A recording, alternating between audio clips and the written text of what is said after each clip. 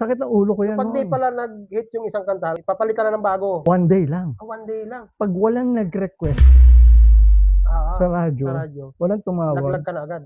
tanggalin na lang kagad sa Ganun, playlist. Pagalingan kami ngayon ng Pagalingan. produkto. Produkto ko, Sino ang mga naging produkto mo? Rico Puno. Si Rico, ito yung pinaupuan natin ngayon. Parang ganito. Pumupunta dito sa akin si Rico mo. Dito? Oo, nung hindi pa sikat yan. Gusto kong marinig ang kwento mo, kakwentay. Gusto kong marinig ang payo mo, kakwentay. Kasi noon, nung nandun ako, promotions ako eh. Aba, yung mga unang kanta na binigay sa akin, promote ko eh. Kasi ang kanta doon, di ba naka 45 yan eh. Alam mo yun eh.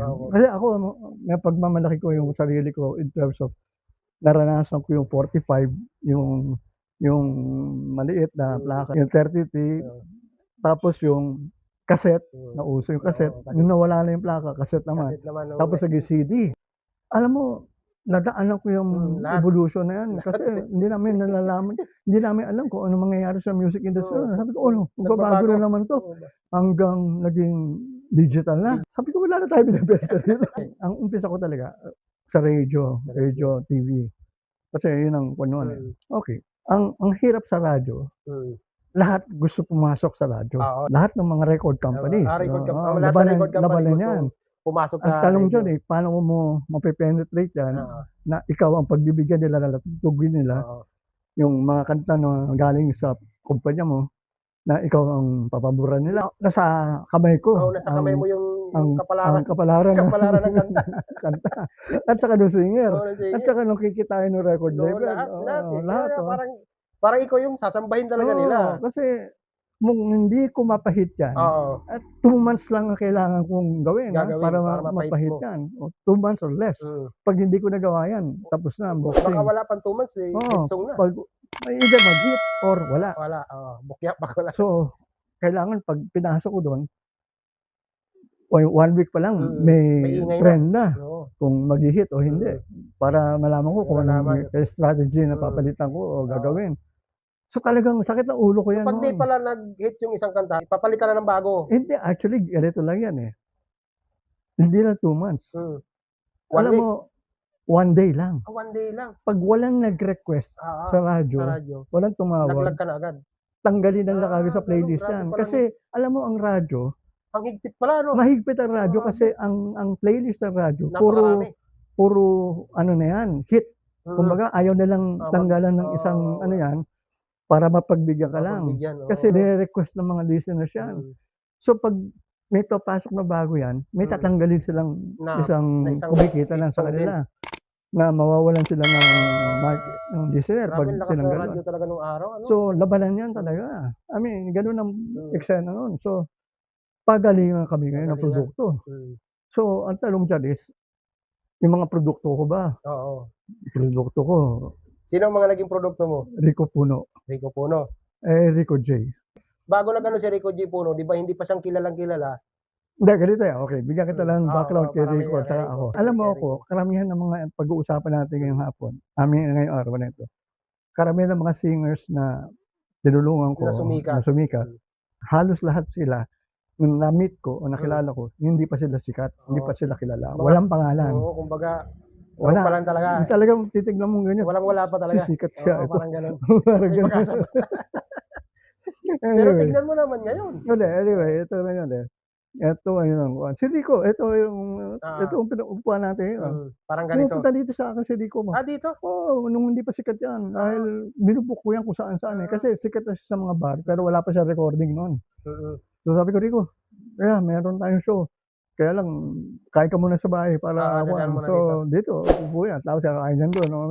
Tapos, pakain na sa kotse ko. Tapos punta lang kami kung saan may show. Ganun ang kuha namin ni Rico. Hanggang nag-recording artist nga siya ng Vicor. So nakita ko siya. Vicor din pala siya. Oo. Pero nung time na yun, na binubuk ko siya, wala pa ako sa Vicor. Sa TV pa ako noon. Kaya nakilala ko siya sa TV. Nakilala mo siya? Oo. Alam mo sa TV dati, pag nag-guest yan eh. Pag katapos ng guesting niya wala pa siyang kotse noon. Wala pa. Tapos samahan mo naman ako sa gate. kasi mag-aabang ko taxi. Oo. Yan dyan, GMA7, kunyari, ganyan.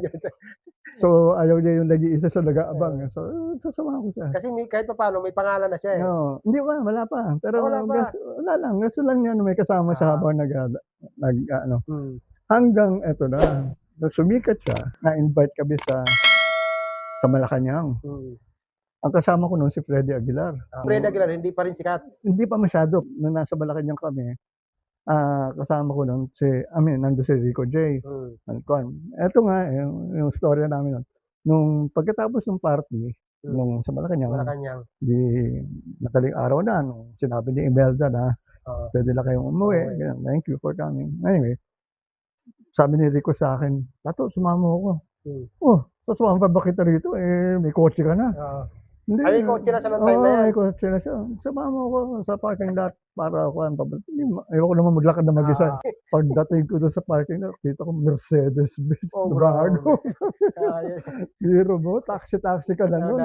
Ihatid lang kita sa Mercedes-Benz. Ito mo na. Nung time na yun, sumikat na yung alaala nung tayo'y magkita sa namamasyal pa sa luneta na walang pera. Sumikat na yun. Yung bagong susunod na single, sabi ko, paano ko papasikatin ito? Parang pagsimbahan ito mga kinanta ni Rico. Yung, bakit ba ganyan ang buhay ng tao? Ikaw palaro, yung kantang lupa na sumikat. Sabi ko, parang pagsimbahan ito mga kanta na ito. Sabi ko, parang hindi tama o umado sa image niya. Kasi image ni Rico, bastos eh. Sabi ko, paano niniwala sa La Puerta ako na, dalhin ko sa kung. Mula-una, bala ko nga. Sabi ko, hindi ka sa radyo ko dadalhin. Sa simbahan ko dadalhin. Ibibigay ko sa mga choir member doon. Para sila pakantay mo sana. Kantahin ninyo sa simbahan. Para ma-promote na kahit pa paano. Pero hindi gano'n nangyari. Hindi nangyari gano'n. Nung dinala ko sa radyo, yun na, sumikat na. So, buti tinanggap sa radyo yung kanta na yun. Oo, alam mo, ang radyo, okay. Ang tanong nila dyan is, sisikat ba yan? Kasi, ayaw nila magtanggal talaga ng isang kanta doon na ipapalit yung bago nakita na nila ako na meron na akong napasikat. May tiwala na sa akin. Sige. Subukan namin kasi sinabi mo sisikat yan Huwag mo kaming pabayaan dito. Huwag mo kaming pahiyain. Sige, ako bahala dyan. Sumikat na. Eto ngayon, may dalawang artist sa Vicor na talagang hindi ko malaman din kung paano sisikat. Pero naniniwala ko sisikat ito dahil ang ganda ng mga kanta. Pero yung boss ko sa promotion, ayaw i-promote itong dalawang artist na ito. Sabi niya sa akin. Yung dalawa na yung magkasama? Hindi. Magkahiwalay sila yung artist. Pero kasama, si Tito Soto, producer. Okay. Yung sabi ng boss ko, mamaya ko nabanggitin ng mga pangalan para may suspect. Yung sabi ng boss ko, itong isa, wala na may tsura to hindi matindi idol ang dating nito. Sabi ko, ang ganda ng kanta sayang. Maganda boses. Oo, maganda boses. Hindi, huwag ba na pag-aksayan ng panahon yan. Okay. Itong isa naman, bata pa. 12 years old, walang mangyayari dyan. Babae. Tsaka yan, pamangkin na kasi ni Tito Soto yan, kaya nandiyan yan. Wala namang karapatan yun na maging singer talaga. Sabi ko, ang ganda ng kanta sayang. Di wala. Sige, boss kita hindi ko nga promote. Kasi siya pa rin masusunod Eto ngayon, Tito Soto lumapit sa akin. Tato, bakit hindi ko nadidinig yung mga kanta namin sa radyo?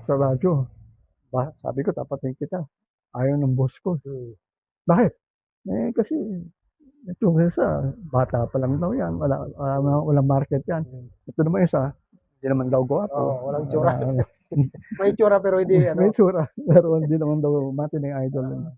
Yan ang inaanap nila kasi. Tapos nagalit si Tito. Susukurin yung boss ko. Huwag mo nang awayan. Ako nang bahala. Gagawa ako ng paraan. In-underground ko. Dinala ko yung 45 sa mga stasyon. Dinigay ko na hindi alam yung department namin na magpo-promote ako ng sumikat. Alam mo kung sino yung mga artist na yun.